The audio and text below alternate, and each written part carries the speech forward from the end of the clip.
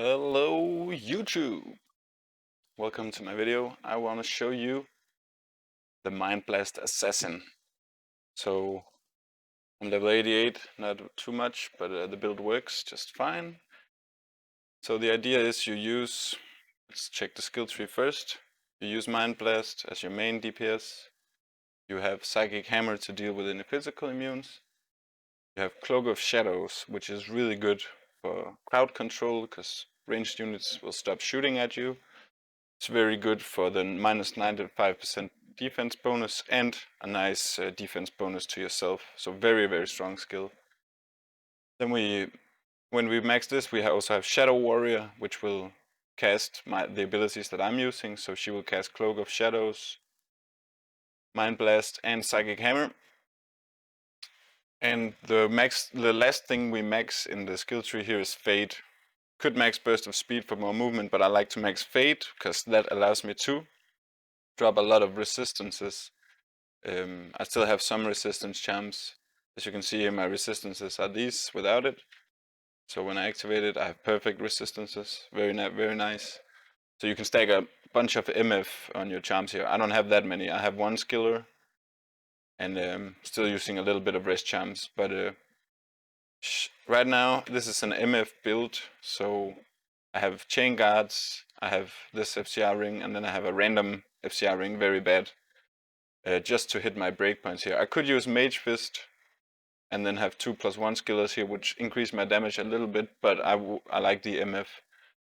So we have Chance Guards as MF, then we have double Shadowkiller, one here with 1 to all skill corruptions, low roll on the Shadow skillers, but hey, it's what I got right now. Then we have another Shadowkiller with perfect roll. I have not corrupted this one yet. Using a Shaco with attack rating, bad corruption.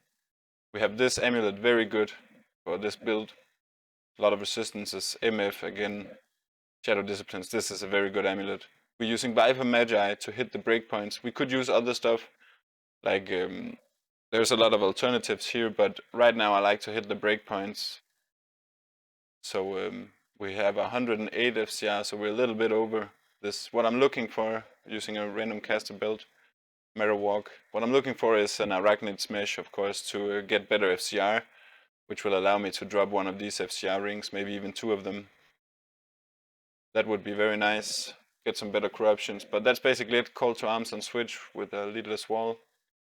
So yeah, that is it for the MF build here, and we can go out into the field. So what I'm using this build for is farming keys right now.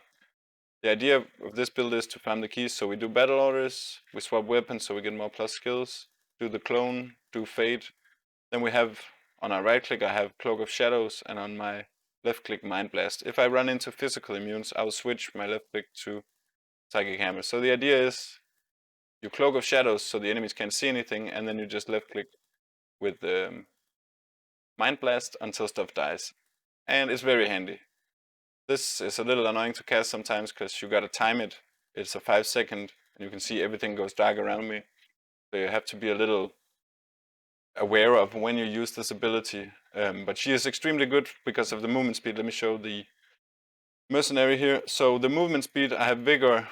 This bow will give me vigor aura level 10, very nice. I combine that with a cold mercenary from Act 1, and she has meditation aura. So I get both meditation and vigor aura this way.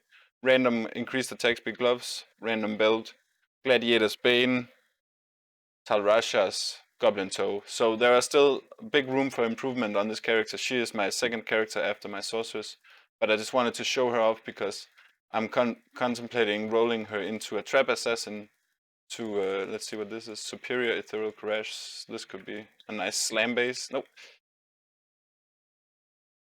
So yeah, we're looking for Blood Raven here. The movement speed is nice, and Blood Raven can be a little annoying to deal with on a lot of classes. I don't use my sorceress for keyfarming because she can't teleport, and I keep trying to teleport, so you know, I'm very used to that. So here I like to use hammer and just focus her, blind all the mobs so they can't see me. You see they run around confused, these fast zombies. Whenever it drops again, I reapply it. So yeah, that's it. Don't deal a bunch of damage right now. I don't have a torch, don't have a charm, only have one skiller.